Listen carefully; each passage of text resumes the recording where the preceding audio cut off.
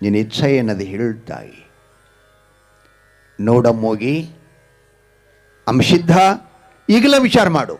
ನಾನು ಹೇಳಿದ ಬಳಿಕ ಇದು ಸಾಧ್ಯ ಇಲ್ಲ ಅಂದಿ ಅಂದರೆ ಇನ್ಮೇಲೆ ನೀ ಗುರುಪೂಜೆ ಮಾಡಲಿಕ್ಕೆ ಯೋಗ್ಯನಲ್ಲ ಅಂತ ನಾನು ನಿನಗೆ ಬಹಿಷ್ಕಾರ ಮಾಡುತ್ತೇನೆ. ಆತಮ್ಮ ಹೇಳು ತಾಯಿ ಎಂದ. ಆಕೆ ಹೇಳಿದ್ಲು, ಇಲ್ಲಿ ತನಕ ದೇವರ ಮಜ್ಜಲ ಮಾಡಲಿಕ್ಕೆ, ಗುರುವಿನ ಮಜ್ಜಲು ಮಾಡಲಿಕ್ಕೆ ಕೆರೆಯೋ ಹಳ್ಳವೋ ಬಾವಿಯೋ ಕೊಳ್ಳವೋ ಹರಿದು ಬರುವ ನೀರ ನಿಂತ ನೀರು ತಂದು ಹಾಕಿದಿ. ಆ ನೀರಿನೊಳಗ ಮೇಣ ಕಪ್ಪಿ ಮೊಸಳೆಗಳ ಮೊದಲುಗೊಂಡು ಜಲಚಲ ಪ್ರಾಣಿಗಳು ಎಲ್ಲ ಅವು ಎಂಜಲು ಮಾಡದ ನೀರೇ ತಂದು ಪೂಜೆ ಮಾಡಿದಿ. ಹೌದಾ? ಒಂದನೇದು.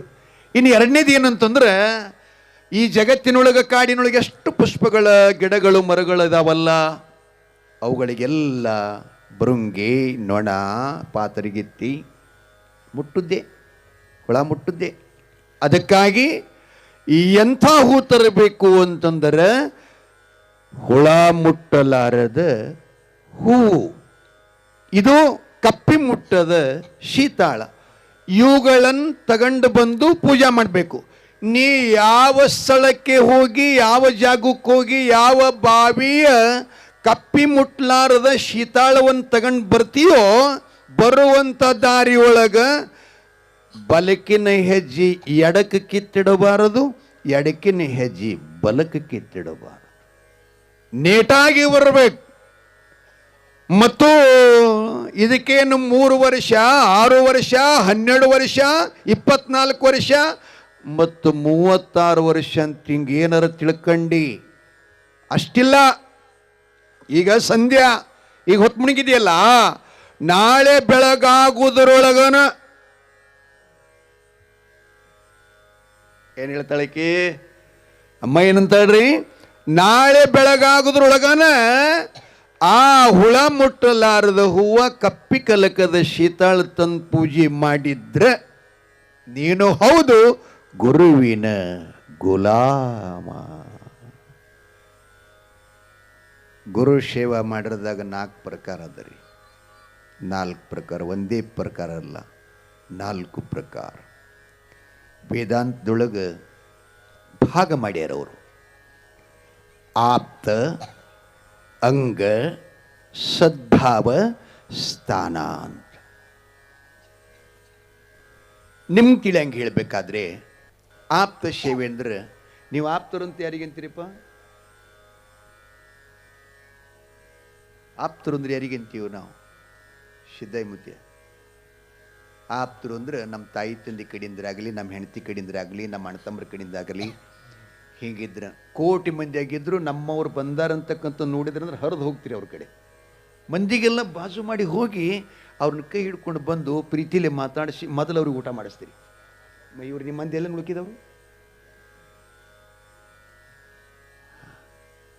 ಇಲ್ಲೇನು ಹೇಳಿದ್ರೆ ಆಪ್ತ ಸೇವೆ. ಸಿದ್ಧಲಿಂಗನ ಮಠದಲ್ಲಿ ಸೇವಾ ಮಾಡಕ್ಕಿದ್ದೀವಿ ಅಂತಂದ್ರೆ ಯಾರ ಬರಲಿ, ಯಾವ್ರದವ್ರ ಬರಲಿ, ಎಂಥ ಜಾತಿಯವರು ಬರಲಿ, ಅವ್ರ ಜಾತಿ, ಊರು, ಅವರು ಹಿಂಗೆ ದೊಡ್ಡವರು ಸಣ್ಣ ಏನೋ ನೋಡಬಾರ್ದು. ಹೆಂಗೆ ನೋಡ್ಬೇಕಂದ್ರೆ ಅವರಿಗೆಲ್ಲ ಸಿದ್ಧಲಿಂಗನ ರೂಪದಲ್ಲಿ ನೋಡಬೇಕು. ಆಪ್ತರ ರೂಪದಲ್ಲೇ ನೋಡಬೇಕು. ಕುಲ, ಜಾತಿ, ಮತಗಳನ್ನು ನೋಡದೆ ಪ್ರೀತಿಯಿಂದ ಅವರಿಗೆ ಸ್ವಾಗತಿಸಿ ಇಲ್ಲಿರುವಂಥ ಪ್ರಸಾದ ಮುಚ್ಚಿ ಇಲ್ಲಾರ್ದನ್ನು ಬಿಚ್ಚಿ ಅವ್ರ ಮುಂದೆ ಇಡೋದಕ್ಕೆ ಆಪ್ತ ಸೇವಾ ಅಂತ ಕರೀತಾರೆ. ಲಕ್ಷದಾಗಿರಲಿ. ಇದು ಯಾಕಿಟ್ಟು ಬೀಚ್ ಹೇಳಕೈತೀನಿ ಅಂದ್ರೆ ಮಠದಾಗನು ಭಾಳ ಮಂದಿ ಭೇದ ಮಾಡವ್ರಿ. ಇಲ್ಲಿ ಬಂದು ನಮ್ಮ ಬೀಗ ಇನ್ನೊಂದಿಟ್ಟು ಬರ್ತಾನೆ, ಅವನಿಗಾಗಿಟ್ಟು ತೆಗೆದಿಡ್ರಿ ಅಂಕತ್ತಂತ ಹೇಳ್ತಾರೆ ಒಬ್ಬೊಬ್ಬರು. ನಮ್ಮ ಕಕ್ಕಳ ಮೇಲೆಗೇನಿಲ್ಲ, ನಮ್ಮ ಕಡೆ ಹೇಳ್ತೀವಿ ನಾವೆಲ್ಲ. ಯಾಕಂದ್ರೆ ನೋಡಿನ ಎಲ್ಲ ಹಂಗೆ. ಅದ್ರಾಗ ತಾಯಿಂದ್ರು ಕೂಡ ಇನ್ನ ನನ್ನ ಮೊಮ್ಮಗೆ ಬಂದಿಲ್ಲ ಅಂತ ಒಂದು ಕಡೆ ಮುಚ್ಚಿಡೋರು ಭಾಳ ಮಂದಿ.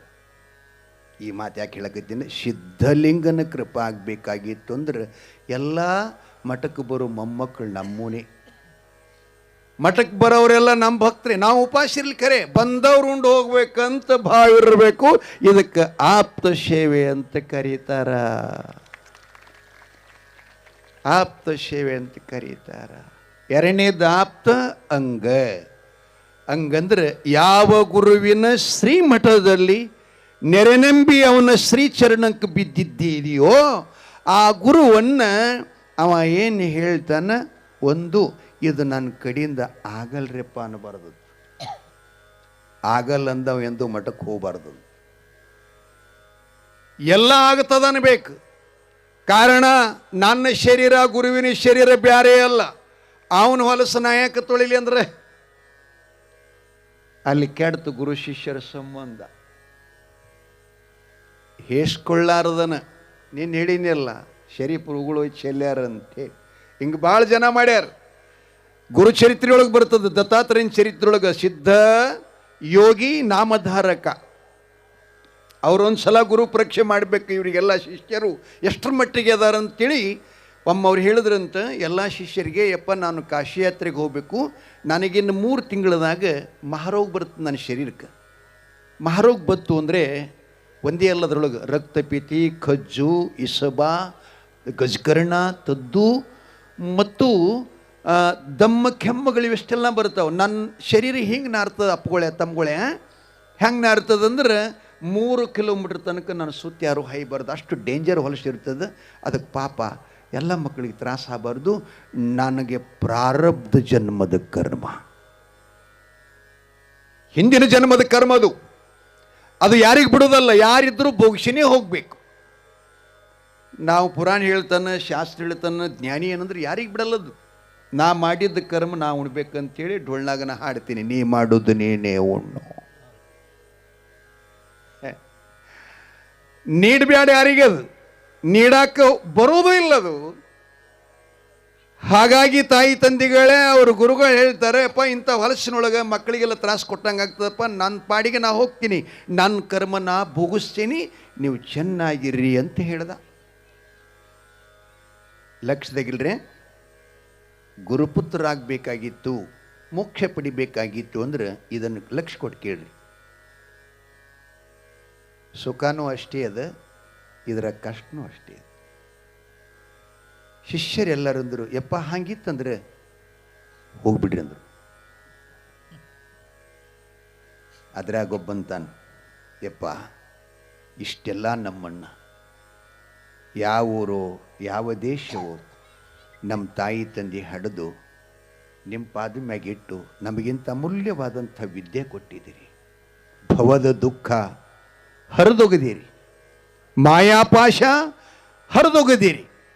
ಇಷ್ಟೆಲ್ಲ ಕೊಟ್ಟು ನಿಮಗಿಂಥ ಪ್ರಾರಬ್ಧ ಕರ್ಮದ ದೋಷ ಬಂದರೆ ಈ ರೀತಿಯಾಗಿ ನಾವು ಇಷ್ಟೆಲ್ಲ ಶಿಷ್ಯರಿದ್ರೂ ಕೂಡ ನಿಮ್ಮ ಸೇವೆ ಮಾಡರ್ದ ಬಿಡೋದು ಹೆಂಗ? ನಾನು ಬರ್ತೀನಿ ರೀಪ್ಪ ಅಂದವ. ಹುಚ್ಚ ಅಂದರು. ಬುದ್ಧಗೇಡಿ, ಸಾವಿರ ಜನರು ಅಲ್ಲ, ಅವ್ರು ಯಾರು ಅನ್ನೋಲ್ಲ. ನೋಡಪ್ಪ, ಆ ರೋಗ ಬಂದಾಗ ನಾ ಹೆಂಗಿರ್ತೀನಿ ಗೊತ್ತಾಗಲ್ಲ. ನನಗೆ ತಾಪ ಆಗ್ತದೆ, ಸಿಟ್ಟು ಬರ್ತದೆ, ಒಂದೊಂದು ಕಾಲಕ್ಕೆ ದುಃಖ ಆಗ್ತದೆ. ಹೀಗೆಲ್ಲ ಆದಾಗ ನಾ ಈಗಿದ್ದಂಗೆ ಇರೋದಿಲ್ಲ. ಅವಾಗೇನು ಮಾಡ್ತೀನೋ ಗೊತ್ತಿಲ್ಲ, ಅದನ್ನೆಲ್ಲ ಸಹಿಸ್ಕೊಳ್ಬೇಕಲ್ಲ. ನೀ ಆಗ್ತದೇನು ಹೇಳ್ತಾನೋ, ಯಪ್ಪ ಏನು ಬೇಕಾದಾಗಲಿ, ಆದರೆ ನಿಮ್ಮನ್ನು ಬಿಟ್ಟು ಕ್ಷಣ ಮಾತ್ರ ಇರಲ್ಲ. ಕೋಟಿಗೊಬ್ಬ ಶರಣ ಅಲ್ಲಕ್ಕೆ ನಿಮಗೆ ಉದಾಹರಣೆ ಲಗತ್ತೀನಿ. ಬರೋಣ ನೋಡೋ, ಭಾಳ ತಾಕೀತು ಮಾಡಿದ್ರು. ಹೊರಟೇ ಬಿಟ್ಟ. ಕಾಶಿಗೆ ಹೋದ್ರು. ರೋಗ ಬಂದಂಟು, ನಣ ಗಮ್ಮಂತ ನುಕುರಲ್ಕತ್ತು, ಕಿವ ರಕ್ತ ಹರಿಲಿಕ್ಕತ್ತು, ಕೆಮ್ಮ ದಮ್ಮ ಕಜ್ಜು ಇಸುಬು ಮೈ ತುಂಬ ಹರ್ಕೊಳಕತ್ತ. ಅವಾಗ ಏನೋ ಸುಳೆ ಮಗನೇ, ಸೇವಾ ಮಾಡ್ತೀನಿ ಅಂತ ಜೊತೆ ಬಂದಿದ್ದಿ, ಇಷ್ಟೆಲ್ಲ ತಾಪಾಗಲಿಕ್ಕೆ ನೋಡಂಗಿಲ್ಲ. ಬಕ್ಕನೆ ಒದೆ ಅವ, ಕಪಾಳ ಕೊಡೆ ಅವ. ಭಿಕ್ಷಾ ಮಾಡಿಕೊಂಡು ತಂದು ಊಟಕ್ಕೆ ಕೊಟ್ಟರೆ ಅರ್ಧಮರ್ಧ ತಿನ್ನವ, ತಿನ್ಕೋತ ಬಾಯಾಗಿರತಕ್ಕಂಥ ತಿಂದ ಅನ್ನ ಫುರ್ರತ್ತ ಮಾರಿ ಮೇಲೆ ಓಳ. ಹ್ಯಾಂಗೆ ಮಾಡ್ಬೇಕು ಹೇಳ್ರಿ? ಇನ್ನೊಂದು ಪದ ಅದಲ್ಲ, ಗಂಡನ ಸುಖವ ಎನಗತ್ತೀರಿದ್ದವು. ಏನಪ್ಪ ಆ ಗಂಡನ ಮಾಡ್ಕೋಬೇಕಾಯ್ತು, ಕೆಟ್ಟ ತ್ರಾಸ ಮಾಡ್ಕೋಬೇಕಾಗ್ತದೆ. ನಮ್ಮ ಶಾಸ್ತ್ರದಾಗ ಹೇಳ್ತಾರೆ ಅವರು, ಗಂಡ ಹೆಂಡ್ತಿದು ಅನುಭವ ಮಾಡ್ಕೋಬೇಕಾಯ್ತಂದ್ರೆ ಹೆಂಡತಿ ನೆಲಕ್ಕೆ ಬಿದ್ದ ಬಳಕ ಗಂಡ ನನ್ನ ಮೇಲೆ ಎಷ್ಟು ಪ್ರೀತಿ ಅನ್ನೋದು ಗೊತ್ತು ಮಾಡ್ಕೋತಾಳತ್ತು. ಭಾಳ ಸೂತ್ರಗಳದಾವ. ಒಂದು ನಿಮಿಷ, ಒಂದು ಸೆಕೆಂಡಿನ ಎಷ್ಟು ಮಹತ್ವದ ಅನ್ನೋದು ಆಕ್ಸಿಡೆಂಟ್ ಆಗಿ ಉಳಿದವನಿಗೆ ಕೇಳಬೇಕತ್ತು. ಭಾಳ ಮಹತ್ವ. ಬಂಧುಗಳೇ, ಬಹಳ ತ್ರಾಸು ಕೊಟ್ಟ, ಒದಿತಿದ್ದ, ಉಗುಳುತ್ತಿದ್ದ, ಹೀಗೆಲ್ಲ ಮಾಡ್ತಿದ್ದ. ಅಷ್ಟಾದರೂ ಮಗ ಒಂದು ಸಲನೂ ಕೂಡ ಹೆಸ್ಕೊಳ್ಳಿಲ್ಲ, ಯಪ್ಪ ಅಂತರಲಿಲ್ಲ. ಮತ್ತೆ ಅಪ್ಪಿಕೊಳ್ಳ, ತೊಳೆಯಾವ, ತಿಕ್ಕಾವ. ಕೊನೆಗೆ ಗುರು ನೋಡ್ದ, ಅವನಿಗೇನು ರೋಗ ಬಂದಿತ್ತಿಲ್ರಿ, ಅದು ಇವ್ರನ್ನ ಪರೀಕ್ಷೆ ಮಾಡೋ ಸಲುವಾಗಿ ಹಂಗೆ ಮಾಡಿದ. ಪಾಸಾದ ಸಿದ್ಧನಿಗೆ ಹೇಳ್ತಾನೆ, ಸಿದ್ಧಗುರು ನಾಮಧಾರಕನಿಗೆ ಹೇಳ್ತಾನೆ, ಮಗನೇ ಇಲ್ಲಿಗೆ ಯಾಕೆ ಕರ್ಕೊಂಡು ಬಂದೀನಿ ಅಂದರೆ ಅವರೆಲ್ಲ ಭೋಗಕ್ಕಾಗಿ, ಸುಖಕ್ಕಾಗಿ ಗುರುಗಳನ್ನು ಆಶ್ರಯಿಸಿದರು. ಆದರೆ ಪರಮ ಸುಖದ ನೆಲೆಯನ್ನು ಅವರಿಗೆ ಗುರುತಾಗಲಿಲ್ಲ. ಅದಕ್ಕೆ ನೀನು ಇಷ್ಟು ದೂರ ತಂದೆ ಅಂತ ಹೇಳ್ತಾನೆ. ತಾಯಿ ಪಾರ್ವತಿ ಅಮ್ಮೋಗ ಸಿದ್ಧಿಗೆ ಹೇಳಕತ್ಯಾಳ ಏನಂತ, ಅಪ್ಪ ಗುರುವಿನ ಸೇವೆ ಒಳಗೆ ಆಪ್ತ ಅಂಗ ಈ ತೆರನಾದ ಸೇವೆ. ಇನ್ನು ಮೂರನೇದೇನಪ್ಪ ಅಂತಂದ್ರೆ ಸ್ಥಾನ. ಇದು ಸ್ಥಾನ, ಅಪ್ಪಂದು ಸಿದ್ಧಲಿಂಗಪ್ಪನ ಸ್ಥಾನ. ಈ ಸ್ಥಾನ ಹೆಂಗೆ ಕಾಪಾಡಬೇಕು ಅಂತಂದ್ರೆ ಗುರುವಿನ ಮಕ್ಕಳಾದವರು, ಸಿದ್ಧಲಿಂಗನ ಭಕ್ತರಾದವರು ಹೆಂಗೆ ಕಾಪಾಡಬೇಕಂತಂದ್ರೆ ನಮ್ಮ ಮನೆಯ ಜಗಲಿ ಮೇಲಿರ್ತಕ್ಕಂಥ ದೇವರುಗಳು, ನಮ್ಮ ಜಗಲಿ ಹೆಂಗಿರ್ತ ತಳ ತಳ ತಳ ಹಂಗೆ ಗುರುವಿನ ಮಠ ಹೊಳಿಬೇಕಂತ ಇದು ಸ್ಥಾನ ಸೇವೆ ಅಂತ ಹೇಳ್ತಾರೆ. ಬಿಟ್ಟು ಇಲ್ಲಿ ಮಲ, ಮೂತ್ರ, ಬೀಡಿ, ಸಿಗರೇಟ, ಇಸ್ಪೇಟ, ದಾರದ ಬಾಟ್ಲಿ ತಂದು ಒಗದ್ರಿ ಅಂದ್ರೆ ಇದು ಸ್ಥಾನ ಸೇವೆಯಲ್ಲ. ಬಸ್ ಸ್ಟ್ಯಾಂಡದಕ್ಕೆ ನಮ್ಗೆ ಗೊತ್ತಿಲ್ಲ ಯಾಕದ ಅನ್ನೋದು, ಇನ್ನೇನು ಮಾಡೋದು, ಮಠದ ಕಿಮ್ಮತ್ತು ನಿಮಗೇನು ಗೊತ್ತು. ಒಂದು ಕಡ್ಡಿ ಸಹಿತ ಬೀಳಾರ್ದಂಗೆ ಕಾಪಾಡಬೇಕು. ಅವನ ಮಾಡ್ಬೇಕಂತಲ್ಲ, ಎಲ್ಲರಿಗೂ ಅಧಿಕಾರ ಇದೆ ಸೇವಾ ಮಾಡಕ್ಕೆ. ಆವಾಗ ಸ್ಥಾನ ಸೇವೆ. ಇನ್ನು ಕೊನೆಯದೇನಪ್ಪ ಅಂತಂದ್ರೆ ಸದ್ಭಾವ.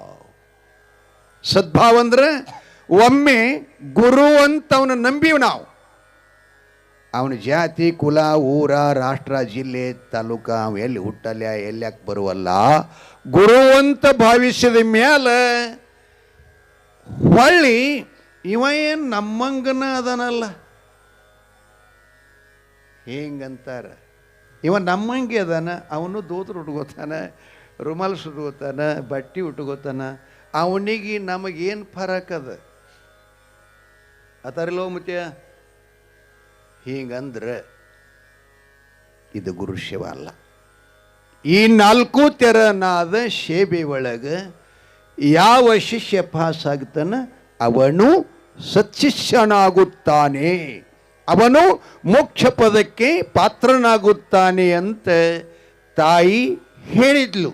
ಆ ತಮ್ಮ ನೀ ಕೇಳಿದ, ನೀ ಬೇಡಿದ ಸಾಹಿತ್ಯಗಳನ್ನೇ ತಗೊಂಡು ಬರ್ತೀನಿ ಅಂಥೇಳಿ ಹೊರಟ. ಕೈಲಾಸ ಬಿಟ್ಟು ಭೂಲೋಕಕ್ಕೆ ಹೊರಟ. ಜಂಬೂದೀಪಕ್ಕೆ ಬಂದ. ನಿಶ್ಚಲವಾದಂಥ ಅರಣ್ಯ, ಕಾಡಿನೋಳು, ಶೀತಾಳಿಯಲ್ಲಿ ಸಿಗ್ತಾವಂಥ ಕಪ್ಪು ಮುಟ್ಲಾರ್ದು ಅಂತ ಹುಡುಕಲಿಕ್ಕೆ ಪ್ರಾರಂಭ ಮಾಡ್ತಾನೆ. ಒಂದು ಬಾವಿ ಸಿಗುತ್ತದ್ರಿ ಅವನಿಗೆ, ಅದರ ಹೆಸರು ಮಲ್ಲಿಗೆ ಸೋಪಾನ ಅಂತ ಬರುತ್ತೆ ಬಾವಿ ಹೆಸರು.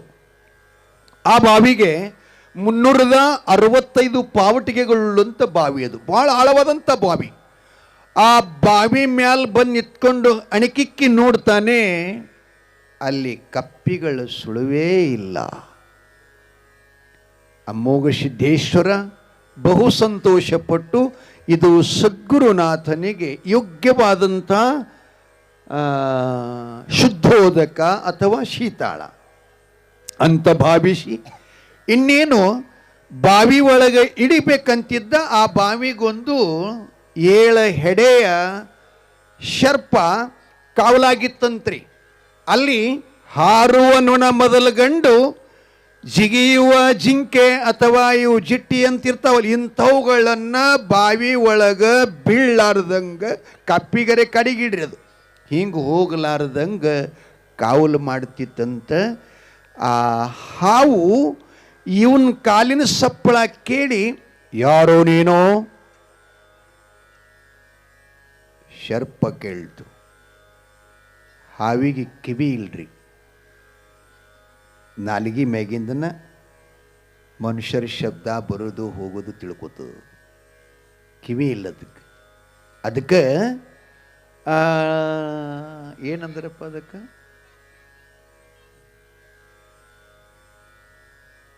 ಮುಖ್ಯ ಯಾರೋ ಒಂದು ವಚನ ಬರ್ದಾರಲ್ಲ, ಪ್ಲ್ಯಾಸ್ ಆಗಲ್ಲೋ ಯಪ್ಪ, ಅಲ್ಲಲ್ಲ, ವೇಳೆಯ ಗುಣವ ಕೋಳಿ ಬಲ್ಲದು, ಗೋತ್ರದ ಗುಣವ ಕಾಗೆ ಬಲ್ಲದು, ವಾಯುವ ಗುಣವ ಶರ್ಪ ಬಲ್ಲದು, ಮಧುರ ಗುಣವ ಇರುವೆ ಬಲ್ಲದು. ಒಂದೊಂದು ವೈಶಿಷ್ಟ್ಯ ಒಂದೊಂದು ಜಂತುವಿನಲ್ಲಿಟ್ಟಾನ ಪರಮಾತ್ಮ. ಮಾವಿನ ಹಣ್ಣಿಗೆ ನಾವು ಕಿವಿಚಿ ನೋಡ್ತೇವೆ, ಇರುವ ಬಡ್ಡಿಗೆ ಮುಷಿ ನೋಡಿ ತಿಳ್ಕೊತಂತೆ ಮ್ಯಾಗ ಹಣ್ಣಾಗದ ಕಾಯಿ ಆಗೇತಿ ಇಲ್ಲ ಅಂಥೇಳಿ. ಭಾಳ ದೊಡ್ಡ ಉದಾಹರಣೆ ಇರಲಿ. ಹಾವ ಕೇಳ್ತು ನೀನ್ಯಾರು? ನಾನು ಶಿವನ ಮನೆ ಸಿದ್ಧ, ನನ್ನ ಹೆಸರು ಅಮೋಘ ಸಿದ್ಧ ಅಂತ ಕರೀತಾರಪ್ಪ ಅಂತ ಹೇಳ್ದ. ಓಹೋ ಪರವಾಗಿಲ್ಲ ಸ್ವಾಮಿ, ಯೋಗಿ ಬಡಿಯ ನಿನ್ನ ಹೆಸರುಗಳನ್ನು ಬಹುದಿನಗಳವರೆಗೆ ಕೇಳ್ತಾ ಇದ್ದಿ, ಆದರೆ ನಿನ್ನ ದರ್ಶನ ಮಾಡಬೇಕಂತಂದರೆ ಸ್ವಾಮಿ ನನಗೆ ಸಮಯ ಒದಗಿ ಬಂದಿಲ್ಲ, ಯೋಗ ಬಂದಿಲ್ಲ. ಇಂದು ಸುಯೋಗ ಸುದಿನ ನಿನ್ನ ಭೇಟಿಯಾಗಿದ್ದು ನನಗೆ ಇವತ್ತು ಹಬ್ಬ ಅಂಥೇಳಿ ಅಪ್ಪ ನಿನ್ನ ದರ್ಶನ ಮಾಡ್ತೀನಿ ನಾನು. ಆದರೆ ನೀ ಅಂಗದಿ ಅನ್ನೋದು ನನಗೆ ನೋಡಲಿಕ್ಕೆ ಕಣ್ಣಿಲ್ಲಪ್ಪ, ನನಗೆ ಕಣ್ಕೊಟ್ಟು ಆಶೀರ್ವಾದ ಮಾಡ್ತೀಯ. ಅಮೋಘ ಸಿದ್ದೇಶ್ವರರು ಆತಪ್ಪ ನಾಗಶೇಷ ಅಂಥೇಳಿ ಗುರುಸ್ಮರಣೆ ಮಾಡ್ತಾ ಗುರುಧ್ಯಾನ ಮಾಡ್ತಾ ಮಹಾತ್ಮರ ಕೈಯೊಳಗೂ ಶಕ್ತಿ ಇರ್ತದಂತ, ಇದಕ್ಕೆ ಹಸ್ತಶಕ್ತಿ ಅಂತ ಕರೀತಾರೆ, ಹಸ್ತಸ್ಪರ್ಶ ಅಂತ ಕರೀತಾರೆ. ಪಾದಸ್ಪರ್ಶ ನೀವಂತಿರ್ಲಿಪ್ಪ ಪಾದ ಹಾಕ್ರಿ, ಪಾದ ಹಾಕಿ ಸುಮ್ಮನೆ ಅಲ್ಲದು, ಆ ಪಾದದಾಗ ಶಕ್ತಿ ಇರ್ತದೆ, ನೇತ್ರದಾಗ ಶಕ್ತಿ ಇರ್ತದೆ, ವಾಣಿಯಾಗ ಶಕ್ತಿ ಇರ್ತದೆ. ಹಂಗೆ ಅಮೋಘ ಸಿದ್ದೇಶ್ವರ ಗುರುಧ್ಯಾನ ಮಾಡ್ತಾ ಕುರುಡಾದ ಹಾವಿನ ಮುಖದ ಮೇಲೆ ಹಿಂಗೆ ಕೈ ಅಡದನಂತ ಕಣ್ಣು ಬಂದು ಅಂತ ದೃಷ್ಟಿ ಬಂದು ಕಣ್ಬಿಟ್ಟು ನೋಡ್ತಾನೆ. 18-19 ವಯಸ್ಸು ತುಂಬಿದ ನವಯುವಕ, 7 ಯುಗದಲ್ಲಿ ತಪಸ್ಸು ಮಾಡಿದಂಥ ದೇಹದ ಕಾಂತಿ, ಮುಖದ ತೇಜಸ್ಸು, ಜಟಜೂಟಧಾರಿ, ಒಡೆಯ ಹಣಿಮ್ಯಾಲ ತ್ರಿಪುಂಡ ಧಾರಣ ಬಸ್ಸು ನೋಡಿ ನಾಗಶೇಷ ನಮಸ್ಕರಿಸಿದ.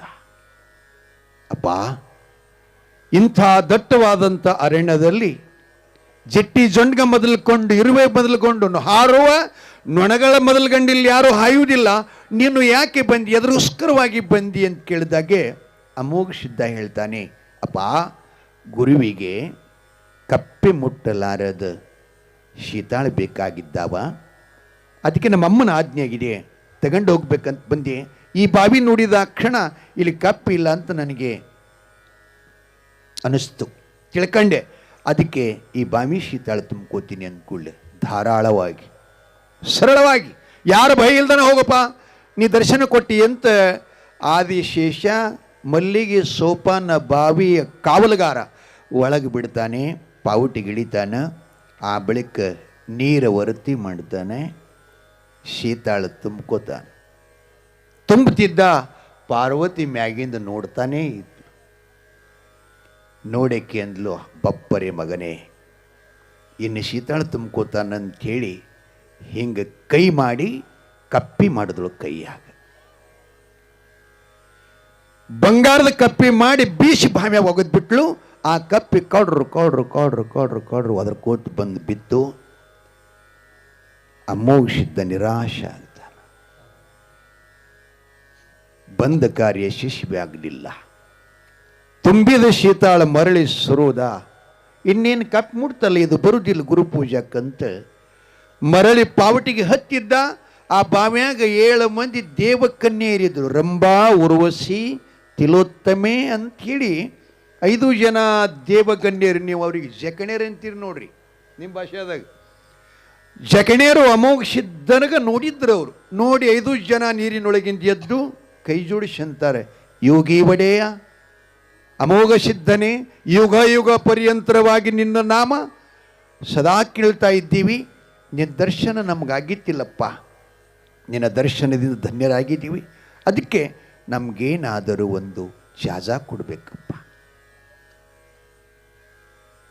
ಅಮೋಘ ಸಿದ್ಧ ಹೇಳ್ತಾನೆ, ಅಮ್ಮ ನಾನು ಗುರು ಸೇವಾದೊಳಗಿದ್ದೀನಿ. ಈಗ ನಿಮಗೆ ಜಾಜ ಬೇಕಾಗಿತ್ತು ಅಂತಂದರೆ ವರ್ತಮಾನದಲ್ಲಿ ಮಲ್ಲಿಗೆ ಸೋಪನ್ ಬಾಯಿಯೊಳಗೆ ನಿಂತ್ಕೊಂಡು ಮುಂದಿನ ಭವಿಷ್ಯವಾಣಿ ಹೇಳ್ತಾನೆ ಅಮೋಘ ಸಿದ್ಧ. ಏನು ಹೇಳ್ತಾನೆ? ಮುಂದೆ ಈ ಕಲಿಯೋಗದಲ್ಲಿ ಕಲಿಕಟ್ಟಿಯೇರಿ ಧರ್ಮನ್ಯಾಯ ಸುಳ್ಳಾಗುವ ಸಂಭವದಲ್ಲಿ ನಾನು ಭೂಲೋಕಕ್ಕೆ ಕರಿತೇಲಿ ಮಾನವರನ್ನು ಉದ್ಧಾರ ಮಾಡಿಸಲು ಹೋಗ್ತೇನೆ. ನನಗೆ 3 ಪುಣ್ಯದ ಮಕ್ಕಳು, 4 ಮಂದಿ ಮಕ್ಕಳು, 21 ಮಂದಿ ಮಕ್ಕಳು, 101 ಮಂದಿ, 1700 ಸಿದ್ಧರು ಹುಡ್ತಾರೆ. 21 ಮೊಮ್ಮಕ್ಕಳದೊಳಗೆ ರಾಜ್ಯ ಮಹಾರಾಷ್ಟ್ರ, ಸೋಲಾಪುರ ಜಿಲ್ಲೆ, ದಕ್ಷಿಣ ಸೋಲಾಪುರ ತಾಲೂಕಿನ ಆಚೆಗಾಂವ್ ಅಂತೊಂದು ಊರದ. ಅಲ್ಲಿ ನನ್ನ ಮಗ ದಿತಿಪುತ್ರ ಬಿಳೇಣಿ ಸಿದ್ಧನ ಮಗ ಶೀಲಿ ಸಿದ್ಧ ಅಂತೇಳಿ ಹುಟ್ಟಮದಾನ. ಅವ ಹುಟ್ಟಿದ ಬಳಿಕ 21 ಧರ್ಮರ ಪಾಲಾಗುತ್ತದೆ. ಅವರೆಲ್ಲ ನಾಡ ಮೇಲೆ ಜಗತ್ ಕಲ್ಯಾಣ ಮಾಡಕ್ಕೆ ಸಂಚಾರ ಜೀವಿಗಳಾಗಿ ಹೋಗ್ತಾರೆ. ಅವನ ಮಠ ಆಚೆಗಾಂವದಲ್ಲಿ ಆಗ್ತದೆ. ಅಲ್ಲಿ ನಿಮ್ಮ ಹಬ್ಬ ಆಚರಣೆ ಮಾಡಲು ನಿಮಗೆ ಏನದು ವರ ಕೊಡ್ತೀನಿ, ಜಕ್ಕೇರಿ ಹಂಗೋಡ ಅಂಥೇಳಿ ನಿಮ್ಮ ಹಬ್ಬ ಅವಾಗ ಆಚರಣೆ ಮಾಡ್ಲಿಕ್ಕೆ ಹಚ್ತೀನಿ ಅಂತ ಅವರಿಗೆ ಅಭಯ ಆಶೀರ್ವಾದ ಕೊಡುತ್ತಾನೆ. ಈಗ ಹಬ್ಬ ನೀವು ನೋಡೋರಿದ್ರಿ ಅಂದರೆ ಆ ಮಠದಲ್ಲಿ ಈಗಲೂ ಕೂಡ ನಡೀತಾ ಇದೆ. ಅಲ್ಲಿ ಎಲ್ಲರ ಹಾಕಲ್ಲ, ಸ್ವಲ್ಪದ ದೊಡ್ಡ ಹಬ್ಬದ. ಅದು ಯಾರಾದರೂ ಕೂಡ ಹಾಕಿದ್ರು ಅಂತಂದ್ರೆ ನಿಮ್ಗೆ ಫೋನ್ ಮಾಡ್ತೀನಿ, ನೋಡಕ್ಕೆ ಬರಕತ್ತೀರಿ. ಭಾಳ ಸುಂದರ ಹಬ್ಬ ಅದು. ಆ ಹಬ್ಬದ ಆಚರಣೆ ಯಾರಿಗೆ ಮುತ್ತೈತನ ಕೊಡ್ತಾರೆ, ಅವ ಗಂಡಿದ್ರು ಅವತ್ತಕ್ಕಿನ ಕಾಲಿ ಬೆಳೆಯಬೇಕು. ಹಿಂಗೆ ವೈಶಿಷ್ಟ್ಯ ಅಲ್ಲಿ ಅದ. ಈಗ ಆಗ ಹೇಳಿದ್ದು ಈಗ ನಡೆಸ್ಕೊಂಡು ಬಂದಿರತಕ್ಕಂಥದ್ದು. ಆಶೀರ್ವಾದ ಮಾಡ್ತಾನೆ. ಬಾವಿ ಹತ್ತಿ ಮ್ಯಾಲೆ ಬಂದ ನಾಗೇಂದ್ರಪ್ಪ ಕೇಳ್ತಾನೆ, ಏನಪ್ಪ ಶೀತಾಳ ತುಂಬಿಕೊಳ್ಳಿಲ್ವಾ? ಯಾಕೆ ಅಂದ್ಕೂಳೆ ಹೇಳ್ತಾನೆ, ಕಪ್ಪಿ ಇಲ್ಲಂತ ಹೇಳಿದೆಲ್ಲೋ. ಶೀತಾಳ ತುಂಬಿಕೊಳ್ಳೋದ್ರೊಳಗೆ ಯಾವ ಕಡೆಯಿಂದ ಬತ್ತು ಗೊತ್ತಾಗಲಿಲ್ಲ. ಕಪ್ಪಿ ಬಂದು ಬಾಮ್ಯಾಗ ಬಿತ್ತು. ಕಪ್ಪಿ ಮುಟ್ಟಿತು ಅಂತಂದರೆ ಗುರುವಿಗೆ ಈ ಶೀತಾಳ ಯೋಗ್ಯ ಇಲ್ಲ ಅಂದ್ಕೂಡಲೇ ಆ ನಾಗಪ್ಪ ಸಂತೋಷ ಆಗ್ತೀವಿ. ಮಹಾಶಕ್ತಿ ಅದೀವನ ಹತ್ರ ಕ್ಷಣದಲ್ಲಿ ಕಣ್ಣು ಕೊಟ್ಟನಲ್ಲ. ಅದಕ್ಕೆ ಇನ್ನೊಂದು ಏನಾದರೂ ಜಾಜ ಬಿಡ್ಕೋಬೇಕು ಅಂತಂತ್ರಿ. ಹಾವು, ಏಯ್ ಪುಟ್ಟಿಗಳೇ ಏನು ಮಾಡಕತ್ತೀರಿ? ನನ್ನ ಕಡೆ ನೋಡ್ರಿ, ಇನ್ನೊಂದು 10 ನಿಮಿಷ ಗದ್ದ ಮಾಡಿಬಿಡ್ರಿ. ಎಲ್ಲಿ ನಡೆದ್ರಿ? ಒಬ್ಬಕ್ಕೆ ಎಮ್ಮ ನಿಧಿಗಣ್ಣ ಗಂಡಗ ಕುಲೈ ಕಟ್ಟಿಳತ್ತರಿ. ನಿಮ್ಮೂರಾಗಿಲ್ಲ, ಆ ಕಡೆ ಹೇಳ್ತೀನಿ. ಥಂಡಿ ದಿನ ಐತ್ರಿ, ಕೆಟ್ಟ ಹುಣ್ಣು ಥಂಡಿ. ರಾತ್ರಿ ಕಿವಿ ಕಟ್ಟಿತ್ತಿಲ್ಲ, ಅಳ್ಳಕ್ಕತ್ರಿ ಎದ್ದು. ನಿಧಿಗಣ್ಣ ಕೈ ಆಡಿಸಿದ್ರು, ಗಂಡನ ತಿಳಿ ಸಿಕ್ತ ಕೈಯಾಗ. ಅವಾಗ ಬಿಗಿದ್ರು ಕೊಲೈ. ಮತ್ತೇನ ಅವಾರ ವಲ್ಲರನ್ ಬೇಕಲ್ರಿ, ಅವನು ಬ್ಯಾಸಗಾಗ್ಯ. ಎದ್ದು ಮುಂಜಾನೆ ಸಂಡಾಸ್ಕೊಂಡ್ರಿ. ಅವ ಕಟ್ಟಿ ಮೇಲೆ ಕೂತವ್ರು ನೋಡಿ ನಗಕತ್ರಿ. ಮಗನೇ ಒಟ್ಟು ಬೆಳಗಾಗ್ಯಾವ, ಕುಲೈ ಕಟ್ಕೊಂಡಿಲ್ಲ, ನಾಚಿಕೆ ಬರಂಗಿಲ್ಲ. ಕುಯ್ಯೋಸ್ತಾನ ಚುಂಗ ಮ್ಯಾಲೆ ಹಿಂಗೆ ಐದೈತಿ. ಲಾ ಇವನ ಸಂಡಾಸ ಹೋಯ್ತ್ರಿ ಅವನು. ಸಿಟ್ಟು ಬಂತು, ಹೊಳ್ಳಿ ಮನೆಗೆ ಬಂದ. ಅವಾಗೆಲ್ಲ ಕಂಚಿನ ಸರಿಗಿದ್ದೆಪ್ಪ ಸಂಡಾಸ ಸ್ಕೂಲ್ಗೆ. ಈಗ ನಂಗೆ ರಬ್ಬಲ್ ಸರಿಗಲ್ಲ. ಮನಗಂಡ ವಜ್ಜಿ ಕಿಲೋ 1.5 ಕಿಲೋ ವಜ್ಜಿ ಸರಿಗೆ ಹೊಳ್ಳಿ ಮನೆಗೆ ಬಂದ. ಈ ಅಮ್ಮ ಪತ್ತಲ್ ಕಚ್ಚಬೇಕಂತ ಒಲೆಗಿನ ಬೂದಿಕೆ ಎದರ್ತಿದ್ಲು. ಮುನ್ನೋಡಿ ಬಂದವನು ಬಂದು ಹಿತಾಳಿ ಸರಿಗೆ ಕಂಚಿನ ಸರಿಗೆ ರಿಮ್ಮಂತ ಡುಬ್ಬನ ಹೊಡೆದ. ಸತ್ಯವು ಯಾಕ್ರಿ ಅಂದ್ಲಿಕ್ಕೆ, ಯಾಕ್ರಿ ನೀನು ಅವನ ಕಾಳ ಜಾತಿ ಅಲ್ಲ, ಕುಲೈ ಕಟ್ಟಕ್ಕೆ ನಾನು ಸಣ್ಣ ಮಗನ? ಇಲ್ರಿ, ಅವ ಶಂಗಪ್ಪ ಕತ್ತಿದ್ದ, ಅವನಿಗೆ ಕಟ್ಟಬೇಕಂತ. ಅವನಿಗೆ ಕಟ್ಟಬೇಕು, ನನಗೆ ಕಟ್ಟಿದಿ. ಅವನ ತಲೆ ಸಿಗಲಿಲ್ಲ. ನನ್ನ ತಲೆ ಗೊತ್ತಾಗಲ್ಲ. ಸುಮ್ಮನೆ ನೀವು ನಿದ್ದಿಗೆ ಬಂದಿರಿ ಅಂತ ಒಂದೊಂದು ಬಾಂಬ್ ಹೋಗಿತೀನಿ ನನಗೆ. ಯಾಕಂದರೆ ಇದು ಅಧ್ಯಾತ್ಮ ಹಿಂಗಿರುತ್ತೆ. ಕೇಳಾಗಿ ಏಕಾಗ್ರ ಮನಸ್ಸು ಐತಂದ್ರೆ ಕಣ್ಣು ತಾನೇ ಮುಚ್ತಾವೆ. ಇದು ಅದ್ರ ಧರ್ಮದ ಹಂಗದು. ಇರಲಿ, ಏನು ಹೇಳಕತ್ತಿದ್ನಪ್ಪ? ನಾಗಶೇಷ ಅಮೋಘ ಸಿದ್ಧಗಂತನ ಒಂದು ಚಾಜ ಕಡಪ್ಪ. ಅಮೋಘ ಸಿದ್ಧಂತಾನೆ ಏನೋ ಜಗತ್ತು ನೋಡ ಕಣ್ಣಿಲ್ಲ ಅಂತ ಹೇಳಿದಿ, ಕಣ್ಣು ಕೊಟ್ಟೆ. ಮರಳಿ ಮತ್ತೊಂದು ವರ ಬೇಡ್ತಿಯಲ್ಲೋ, ನಿನ್ನ ನಾಲಿಗೆ 2 ಅದಾವೇನ್? ಸಿದ್ಧ ಕುಲ ಚಕ್ರವರ್ತಿ ಅಮ್ಮೋಘ ಸಿದ್ದೇಶ್ವರಿ ಹೀಗಂದ ಕೂಡಲೇ ಹಾವ ನಾಲಿಗೆ ತೆಗೆದು ನೋಡ್ತು. ಶೀಳಿ 2 ಆಗಿತ್ತು ನಾಲಿಗೆ. ಅಂದಿನ ಹಿಡ್ಕೊಂಡು ಹಾವಿನ ನಾಲಿಗೆ 2 ಆಗ್ಯಾವ್ರಿ.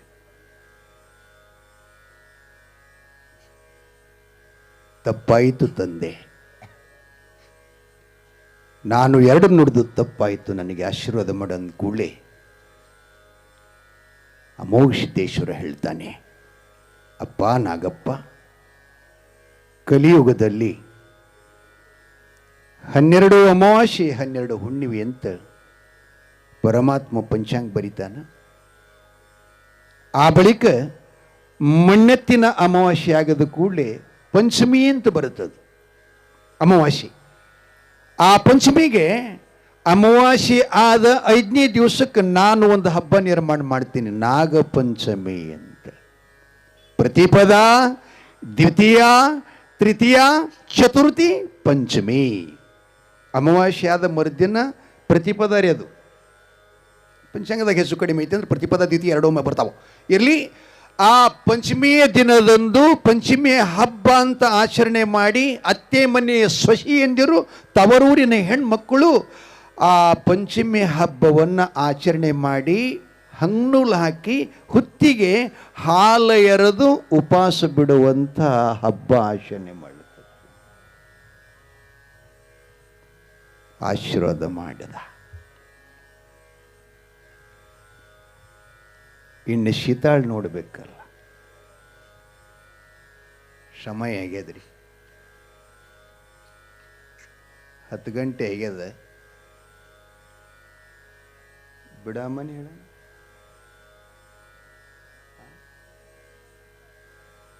ಇನ್ನೊಂದು ಸ್ವಲ್ಪ ಹೋಗ್ಲತ್ರಿ, ಪರವಾಗಿಲ್ಲ. ಜಯ ಮಂಗಲಂ ಜಯ ನಮಃ. ಜೋರ್ಲಿ ಹೊಡ್ರಿ. ಸಾಂಬ ಜೈ ನಮಃ. ನೀವು ಅನ್ಬೇಡ್ರಿ, ಯಾವ ಇದಕ್ಕೆ ಜೋರ್ಲಿ. ಸಾಂಬ ಜೈ ನಮಃ. ಒಟ್ಟ ಚಪಾತಿ ಬದ್ನಿಕೆ ನೀಲ್ ನೋಡ್ರಿ ಇವತ್ತು. ಯಾರು ಹೊಡಿತೀರಿ ಅವರಿಗೆ ಅದು. ಮತ್ತು ಇನ್ನೊಂದು, ನಿನ್ನೆ ಎಷ್ಟು ಜನ ಚಪ್ಪಾಳೆ ತಟ್ರಿ, ಅದ್ರಾಗ ಚಪ್ಪಾಳೆ ಹೊಡೆದವ್ರು ಯಾರು ಚಪಾತಿ ಮಾಡ್ಲಿಕ್ಕೆ ಬಂದಿಲ್ಲ. ಯಾಕೆ ನಿಮ್ಗೆ ಹೇಳಿ ನಾ ಬರ್ತೀನಿ ಅಂತ ವಿಸಿಟ್ ಕೊಡ್ಲಿಕ್ಕೆ. ನಾ ಬಂದು ತೆಂಗಿನ ಮರದಲ್ಲಿ ತಿರುಗಾಡಿ ಮೊಬೈಲ್ದಾಗ ಬಂದಿರ್ಬೇಕು ನೋಡ್ರಿ. ನಾನು ಒಂದು ಚಪಾತಿ ಮಾಡೀನಿ ರೀ, 1-2 ಚಪಾತಿ ಮಾಡೀನಿ. ಪ್ರಸಾದ್ ಏನು ತಾಯಿಂದರು, ಭಾಳ ಭಕ್ತಿ ಸೇವೆ ಮಾಡಿದ್ರಿ. ಚಪಾತಿ ನೋಡಿದ್ರೆ ಈಚೆ ಕಡೆ ಮನುಷ್ಯ ಆಚೆ ಕಡೆ ಕಾಣಿಸ್ಬೇಕು ಅಂಥ ಚಪಾತಿ ಮನಸ್ಸಾಪೂರ್ವಕವಾಗಿ ಭಾವಪೂರ್ವಕವಾಗಿ ಸಿದ್ಧಲಿಂಗನ ಹಾಡ್ಕೋತೆ ಮಾಡಾಕತ್ತೀವಿ. ನಾ ಹೋದ ಕೂಡಲೇ ಅಮೋಘ ಸಿದ್ಧನ ಹಾಡಿದ್ರು. ಬೆಳ್ಳಿ ಬೆತ್ತ ಹಿಡದಾನ ಜಾಡಿ ಹೊತ್ತಾನ ಅಂಥೇಳಿ ತಾಯಿಯಂದ್ರೆ ಏನು ಬೇರೆ ಊರ್ಲಿಂದ ತಾಯಂದ್ರು ಬಂದರು, ಹೌದಲ್ರಿ? ಜಟ್ನಾಳದವ್ರ ತಾಯಂದ್ರು ಕೂಡ ಬಂದಿದ್ರು. ಏನು ಶೇವಾರಿ ಅವ್ರದ್ದು. ಇನ್ನೊಂದು ನಿಮಗೆ ಲಂಬಾಣಿ ಸಮಾಜದ ಮಾತು ಹೇಳ್ತಂತಂದಿದ್ನೆಲ್ಲ, ಕೃಷ್ಣನ ಪರಮ ಭಕ್ತಳಾದ ರಾಧಾ ಆಕೆ ಲಂಬಾಣಿ ಸಮಾಜದಕ್ಕಿನಿ, ಕೃಷ್ಣನ ಪರಮ ಭಕ್ತಳು. ರುಕ್ಮಿಣಿ ಹೊಟ್ಟೆ ಕಿಸು ಮಾಡಿ ರಾಧಾಗ ಬಿಸಿ ಬಿಸಿ ಹಾಲು ಕೊಟ್ಟಳದು. ಗಂಟ್ಲ ಸುಟ್ರಿಕಿ ಕೃಷ್ಣ ಅಲ್ಲಕ್ಕೆ ಬರಬಾರ್ದಂತ ಮಾಡ್ಬೇಕಂತೇಳಿ. ಹೆಂಗಿರ್ತದೆ ನೋಡ್ರಿ ಹೊಟ್ಟೆ ಕಿಚ್ಚು ಅಂದ್ರೆ. ಆಕಿ ರಾಧಿ ಕೃಷ್ಣನ ಬೆಳೆದಕ್ಕಿ ಅಂಥೇಳಿ ಬಿಸಿ ಬಿಸಿ ಹಾಲು ಕಾಸು ಕೊಟ್ರೆ ವಾಲಲ್ಲಿಲ್ಲ, ಆಕಿ ಕುಡ್ದ ಬಿಟ್ಳು. ಕೃಷ್ಣಾರ್ಪಣ ಸಮರ್ಪು ಅಂತಂದಳಕಿ. ಕೃಷ್ಣಾರ್ಪಣಮಸ್ತು ಅಂತ ಕುಡಿದ್ಳು. ಆದ್ರೆ ಆಕಿನ ಗಂಟ್ಲು ಸುಡ್ಲಿಲ್ರಿ, ಸುಡ್ಲಿಲ್ಲ. ಕೃಷ್ಣ ಅನ್ನೋದು ತಪ್ಪಲಿಲ್ಲ. ಕೊನೆಗೆ ಕೃಷ್ಣ ಬಂದ 10 ನಿಮಿಷದ ಮೇಲೆ ರುಕ್ಮಿಣಿ ಮಂದಿರಕ್ಕೆ ಕುಂಟುಗೋತು ಹೊಂಟಿದ. ರುಕ್ಮಿಣಿ ಹೋಗಿ ಅವನ ಕೈ ಹಿಡಿದು ತಗೊಂಡು, ಸ್ವಾಮಿ ಏನಾಗಿದೆ ನಿಮ್ಮ ಕಾಲಿಗೆ, ಏನು ಬಡ್ಕೊಂಡು ಬಂದ್ರಿ ಅಂಥೇಳಿ ಕಣ್ಣೀರು ತೆಗೆದು ರುಕ್ಮಿಣಿ ಕೇಳ್ತಾಳೆ. ಕೃಷ್ಣ ಹೇಳ್ದ, ರುಕ್ಮಿಣಿ ಏನು ಬಡ್ಕೊಂಡಿಲ್ಲ, ಏನು ಗಾಯ ಇಲ್ಲ, ಮತ್ತು ಕುಂಟಾಕತ್ತಿರಲಿಲ್ಲ, ಏಕೆ ಇದು ಕಾಲ ಬೆಂಕಿ ಚೆಲ್ಲಿದೆಯಾ ಕಾಲ ಮೇಲೆ ಅಂತ ಕೇಳಿದ್ಲಿಕ್ಕೆ.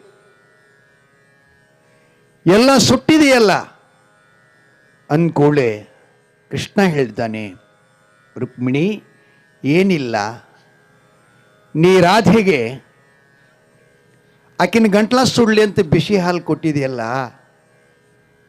ನನ್ನ ಕಾಲೆಲ್ಲಿದ್ದು ಗೊತ್ತಾವಾಗ ಕೃಷ್ಣ ಹೇಳ್ತಾನೆ, ನನ್ನ ಕಾಲೆಲ್ಲಿದ್ದು ಗೊತ್ತಾವಾಗ ಆ ರಾಧನ ಹೃದಯ ಕಮಲದಲ್ಲಿ ನನ್ನ ಚರಣ ಕಮಲಗಳಿದ್ದು. ಆಕಿ ಕುಡಿದ ಬಿಸಿ ಹಾಲಿನಿಂದ ಆ ಹಾಲಿನಿಂದ ಗಂಟ್ಲ ಸುಳ್ಳಿಲ್ಲ, ನನ್ನ ಕಾಲು ಸುಟ್ಟ ಒಂದು ಕೃಷ್ಣ, ಕಾಲ ಸುಟ್ಟ ಒಂದು ಕೃಷ್ಣ. ರುಕ್ಮಿಣಿ ಕೃಷ್ಣ ಅಂತ ಎಲ್ಲಿ ಬರೋದಿಲ್ಲ, ರಾಧಾ ಕೃಷ್ಣ ಅಂತ ಜಗತ್ ತುಂಬ ಎಲ್ಲ ಬರೀತು. ಕೇಳಿರಲ್ಲ ಬಂಧುಗಳೇ? ಅಂಥ ರಾಧಾನ ಸಮಾಜದ ಮತ್ತು ಅವ್ರ ಧರ್ಮದಲ್ಲೊಬ್ಬ ಸಂತಾಗಿ ಹೋಗ್ಯಾನ ಶಿವಲಾಲ್ ಮಹಾರಾಜ್.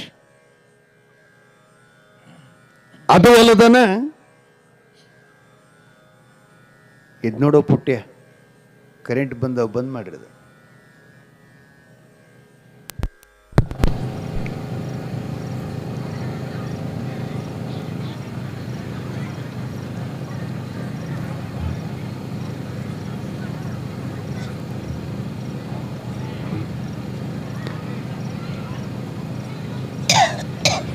ಸರಿ ಆತಪ್ಪ, ಬಂದ್ ಮಾಡೋದು.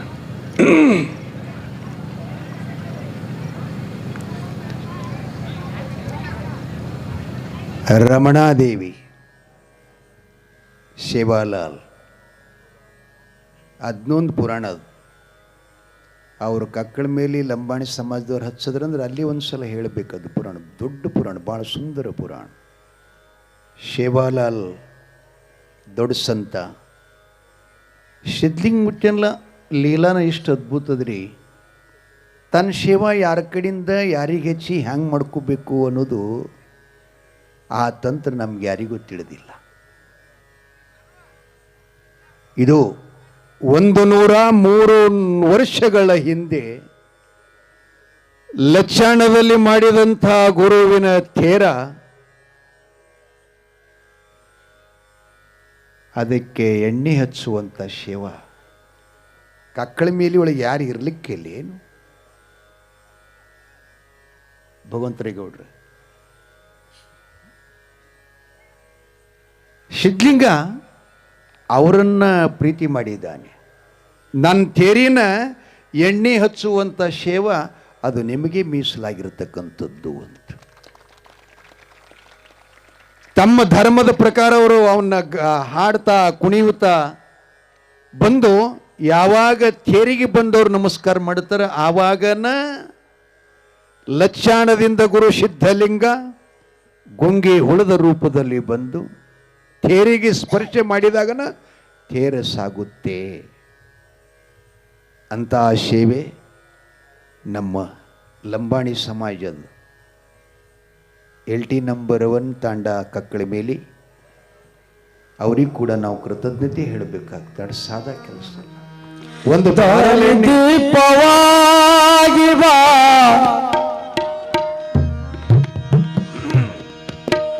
ಜ್ಞಾನ ಜ್ಯೋತಿಯಾಗಿ ಬಾ ಭವದಲ್ಲಿ ಬೇಗ ಬಾ ಸತ್ಯ ಶಾಂತಿಯಾಗಿ ಬಾ ಸಿದ್ಧಲಿಂಗ ಗುರುವೇ ಬಾ ಎಲ್ಲಿರುವೆ ಬೇಗ ಬಾ ಸಿದ್ಧಲಿಂಗ ಗುರುವೇ ಬಾ ಎಲ್ಲಿರುವೆ ಬೇಗ ಬಾ ದಾರಿ ದೀಪವಾಗಿ ಬಾ ಜ್ಞಾನ ಜ್ಯೋತಿಯಾಗಿ ಬಾ ದಾರಿ ದೀಪವಾಗಿ ಬಾ ಜ್ಞಾನ ಜ್ಯೋತಿಯಾಗಿ ಬಾ ಭವದಲ್ಲಿ ಬೇಗ ಬಾ ಸತ್ಯ ಶಾಂತಿಯಾಗಿ ಬಾ ಭವದಲ್ಲಿ ಬೇಗ ಬಾ ಸತ್ಯ ಶಾಂತಿಯಾಗಿ ಬಾ ಸಿದ್ಧಲಿಂಗ ಗುರುವೇ ಬಾ ಎಲ್ಲಿರುವೆ ಬೇಗ ಬಾ ಸಿದ್ಧಲಿಂಗ ಗುರುವೇ ಬಾ ಎಲ್ಲಿರುವೆ ಬೇಗ ಬಾ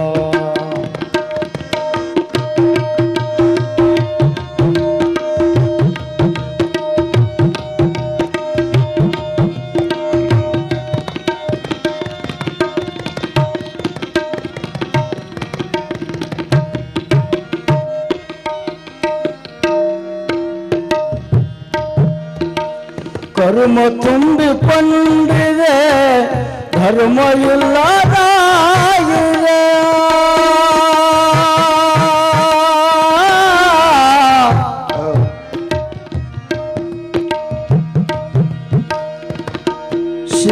ಸಿದ್ಧಾನಂದ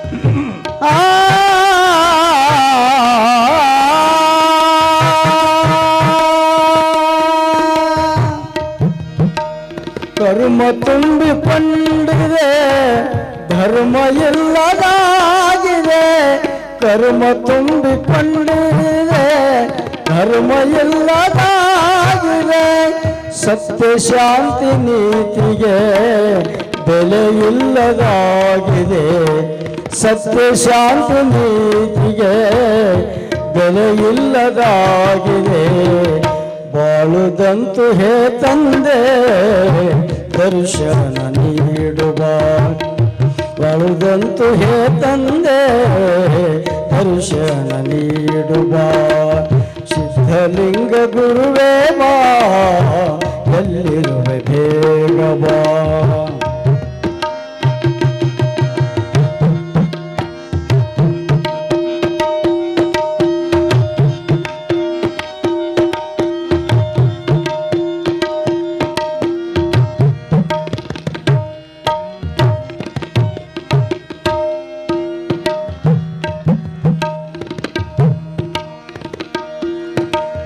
ಅಂಧಕಾರ ಮುಸುಕಿಗೆ ಏನು ಕಾಣದಾಗಿದೆ ಅಂಧಕಾರ ಮುಸುಕಿಗೆ ಏನು ಕಾಣದಾಗಿದೆ ಜೀವ ಬೇಸರಾಗಿದೆ ಮನಸ್ಸು ಭಾರವಾಗಿದೆ ಮನಸ್ಸು ಭಾರವಾಗಿದೆ ಜೀವ ಬೇಸರಾಗಿದೆ ಬಾಳುದಂತು ಹೇ ತಂದೆ ಬಾಳುದಂತು ಹೇ ತಂದೆ ದರ್ಶನ ನೀಡುವ ಬಾಳುದಂತು ಹೇ ತಂದೆ ದರ್ಶನ ನೀಡುವ ಸಿದ್ಧಲಿಂಗ ಗುರುವೇ ಬಾ ಎಲ್ಲಿರುವೆ ಬೇಗ ಬಾ ಸಿದ್ಧಲಿಂಗ ಗುರುವೇ ಬಾ ಎಲ್ಲಿರುವೆ ಬೇಗ ಬಾ ದಾರಿ ದೀಪವಾಗಿ ಬಾ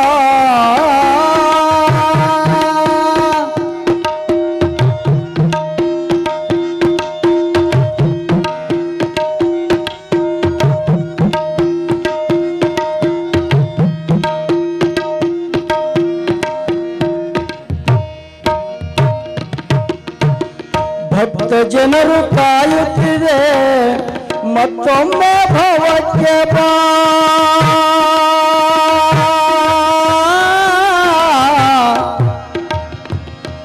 ನೀ ಬಾ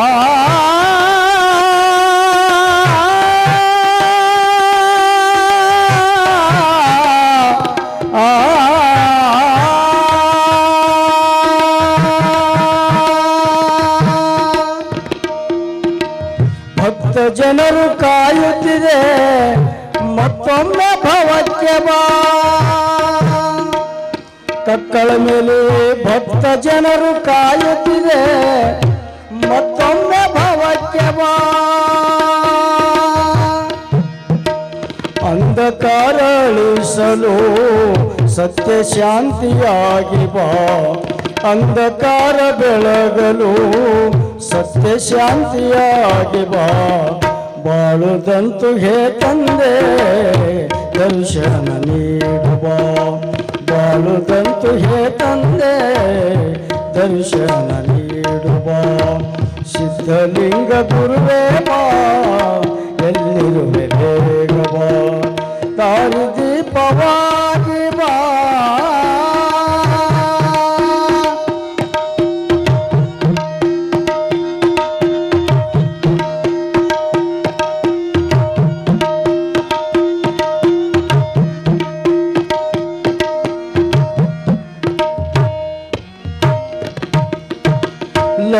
ಲಜ್ಜಾನಾಪುರದಲ್ಲಿ ನೀನು ನೆಲೆಸಿರುವೆ ಅಂತ ಯೋಗಿ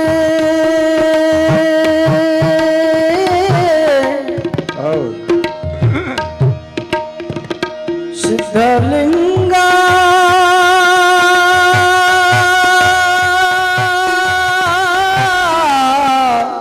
ಸಿದ್ಧಲಿಂಗ ಸಿದ್ಧಲಿಂಗ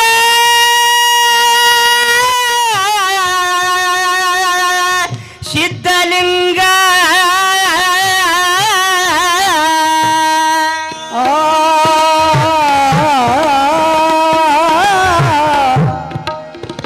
ಲಜ್ಜಾನಾಪುರದಲ್ಲಿ ನೀನು ಕಮರಿ ಮಠದಲ್ಲಿದ್ದ ಗುರುವೆ ಲಜ್ಜಾನಪುರದಲ್ಲಿ ನೀ ಕಮರಿ ಮಠದ ಇದ್ದ ಗುರುವೆ ಗುಂಗಿ ಹುಳದ ರೂಪನಾಗಿ ಕಕ್ಕಳ ಮೇಲಿಗೆ ಬಾ ಗುಂಗಿ ಹುಳದ ರೂಪನಾಗಿ ಕಕ್ಕಳ ಮೇಲಿಗೆ ಬಾ ಕಕ್ಕಳ ಮೇಲೆ ಭಕ್ತರನೆಲ್ಲ ಕಕ್ಕಳ ಮೇಲೆ ಭಕ್ತರನೆಲ್ಲ ಉದ್ಧಾರ ಮಾಡಲು ಬಾ ಸಿದ್ಧಲಿಂಗ ಯೋಗಿ ಬಾ ಎಲ್ಲಿರುವೆ ಬೇಗ ಬಾ ಸಿದ್ಧಲಿಂಗ ಯೋಗಿ ಬಾ ಎಲ್ಲಿರುವೆ ಬೇಗ ಬಾ ದಾರಿ ದೀಪವಾಗಿ ಬಾ ಜ್ಞಾನ ಜ್ಯೋತಿಯಾಗಿ ಬಾ ದಾರಿ ದೀಪವಾಗಿ ಬಾ ಜ್ಞಾನ ಜ್ಯೋತಿಯಾಗಿ ಬಾ ಭವದಲ್ಲಿ ಬೇಗ ಬಾ ಸತ್ಯ ಶಾಂತಿಯಾಗಿ ಬಾ ಭವದಲ್ಲಿ ಬೇಗ ಬಾ ಸತ್ಯ ಶಾಂತಿಯಾಗಿ ಬಾ ಸಿದ್ಧಲಿಂಗ ಗುರುವೇ ಬಾ ಎಲ್ಲಿರುವೆ ಬೇಗ ಬಾ ಸಿದ್ಧಲಿಂಗ ಗುರುವೇ ಬಾ ಸಿದ್ಧಲಿಂಗ ಗುರುವೇ ಬಾ ಸಿದ್ಧಲಿಂಗ ಗುರುವೇ ಬಾ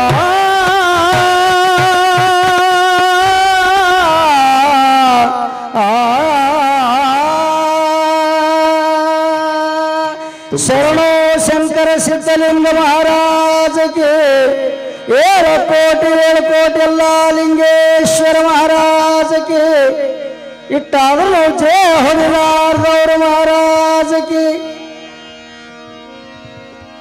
ತುಂಬ ಧನ್ಯವಾದಗಳು ಗವಾಯಿಗಳವರು. ಇದು ಸಂದರ್ಭ ಅಂತ ಕರೀತಾರೆ. ಇದು ಯಾವ ವಿಷಯ ನಾವು ಬಳಸ್ತಾ ಇದ್ದೀವಿ ಅದಕ್ಕೆ ಅನುಗುಣವಾಗಿ ಹಾಡೋದಕ್ಕೆ ಸಂದರ್ಭ ಅಂತ. ಪುರಾಣ ತೊಟ್ಟು ಬೇರೆ ಹಾಡೋ ತೊಟ್ಟು ಬೇರೆ ಇರಬಾರ್ದು, ಅದಕ್ಕೆ ಹೊಂದಾಣಿಕೆ ಇರಬೇಕು. ಇದು ಸಾಹಿತ್ಯ ಅಂತ ಕರೀತಾರೆ ಇದಕ್ಕೆ.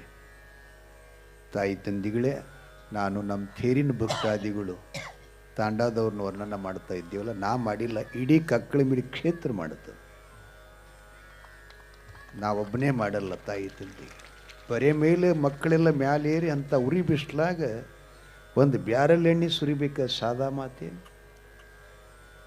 ಇನ್ನೊಂದು ವಿಶಿಷ್ಟ ಕೇಳಿದೆ ನಾನು, ಈ ಊರಾಗೆಲ್ಲರೇ ನೆಡ್ತನ ಸಂಬಂಧ ಮಾಡ್ಲಿಕ್ಕೆ ಹೋಗದ ಕೂಡಲೇ ನಿಮ್ಮ ಮನೆ ದೇವ್ರು ಯಾರಂತ ಕೇಳಿದ್ರೆ ಎಲ್ಲರೂ ಸಿದ್ಲಿಂಗಿ ಅಂತಾರಂತ. ಎಂಥ ಮಾತ್ರಿ ಅಲ್ಲ, ಏನು ಕುಲದೇವರ ಮನಿ ದೇವರ ಎಲ್ಲರೊಳಗೆ ಅವನೇ ಸೇರಿಕೊಡ್ತಾನಲ್ಲ.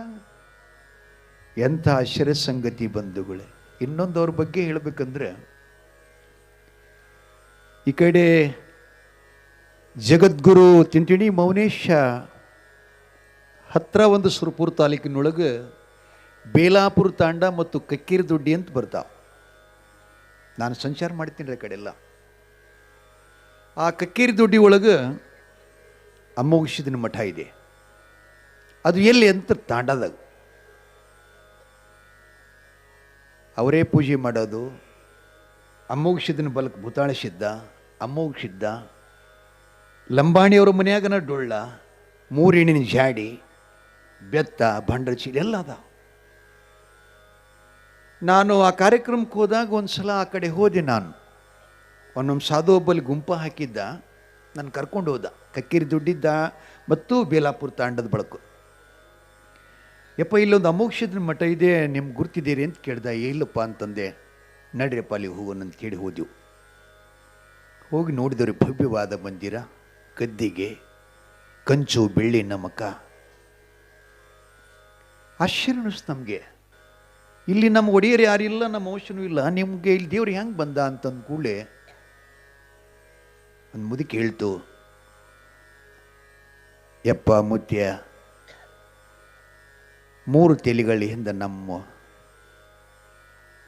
ಒಬ್ಬಕ್ಕೆ ನಮ್ಮ ಅಜ್ಜಿ ಅರಕೆರಿಗೆ ಈ ಕಡೆ ಬರಗಾಲ ಬಿದ್ದಿತ್ತು, ಹೊಟ್ಟೆ ತುಂಬಿಸ್ಕೊಳಕ್ಕಂತ ಹೋಗಿದ್ರ ಕಡೆ.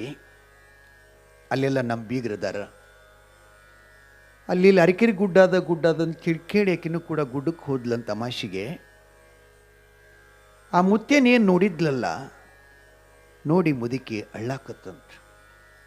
ಯಪ್ಪ, ನೀ ಮಳಿ ಕೊಡ್ತೀಯಂತ, ಬೆಳೆ ಕೊಡ್ತೀಯಂತ, ತೊಟ್ಲಾ ಕೊಡ್ತೀಯಂತ. ಇಲ್ಲೆಲ್ಲ ಜನ ಹೇಳ್ತಾರೆ, ನನ್ನ ನಾಡಿನಲ್ಲಿ ಬರಗಾಲ ಬಿದ್ದದಕ್ಕಾಗಿ ಅನ್ನ ಸಿಗಲಿಕ್ಕೆ ನಿನ್ನ ಹತ್ರ ನಾ ಹೊಟ್ಟೆ ತುಂಬಿಸ್ಕೊಬಿದ್ದೇನೆಪ್ಪ. ನನ್ನ ನಾಡಿಗೆ ಮಳಿ ಆಗಂಗ ಆಶೀರ್ವಾದ ಮಾಡಿ ನನ್ನಪ್ಪ. ನಾನು ಮಾತ್ರ ಸುಗ್ಗಿ ತೀರಿಸ್ಕೊಂಡು ಹೋದರೂ ಅಮಾಶಿಕೊಮ್ಮೆ ನಾನು ನಡ್ಕೋತ ಬಂದಿನ ದರ್ಶನ ಮಾಡ್ತೀನಿ, ನಮಗೆ ಬರಗಾಲ ಅನ್ನೋದು ನೀಗಿಸು ಅಂತ ನಮಸ್ಕಾರ ಮಾಡಿಳಂತೆ. ಆಕೆ ಬೇಡ್ಕೊಂಡು ಬಂದಳು. ಯಪ್ಪ, ಸಾಕಷ್ಟು ಮಳೆ ಆಯಿತು, ವಿಪುಲವಾಗಿ ಬೆಳೆ ಬಂತು. ಮುಂದೆ ನಮ್ಮ ಅಜ್ಜಿ ಹಾಗೆ ಅಮಾಶಿಕೊಮ್ಮೆ ಇಲ್ಲಿಂದ ನಡ್ಕೊಂಡು ತುಂಬ್ತಿದ್ಲು ಅಲ್ಲಿಗೆ. 150 ಕಿಲೋಮೀಟ್ರ್ ಮ್ಯಾಲೆ ಆಗ್ತದೆ ರೀ. 160-70 ಕಿಲೋಮೀಟ್ರ್ ಆಯ್ತು ಮುಮ್ಮೆಟ್ ಗುಡ್ಡ. 12 ಅಮಾಶಿ ಹೋಗೋರ್ದಾಗ ಮುತ್ಯ ಬಂದು ಮುದುಕಿಗೆ ಹೇಳಿದಂತ ಕನಸಿನಾಗ, ಏಯ್ ಮುದುಕಿ, ಇನ್ಮೇಲೆ ನೀ ಗುಡ್ಡಕ್ಕೆ ಬರಬೇಡ, ನಾನೇ ನಿನ್ನ ಊರಿಗೆ ಬರ್ತೀನಿ ಅಂತ. ಯಪ್ಪ, ನಾವು ಲಂಬಾಣಿ ಸಮಾಜ ಜನರು ಕಪ್ಪ ಕಡಿ ಅಂತ ಇಂತಲ್ಲಿ ತಿತ್ತೀವಿ, ನಿನಗೆ ಹಿಡ್ಕೊಳ್ಳೋ ಶಕ್ತಿ ನಮಗಾಗಲ್ಲ, ನೀ ಬೆಂಕಿ. ಮುತ್ತೆ ಹೇಳದಂತ, ಬೇಡರ ಕಣ್ಣಪ್ಪನ ಮೌಸತಿಯಿಂದ ಪರಮಾತ್ಮ.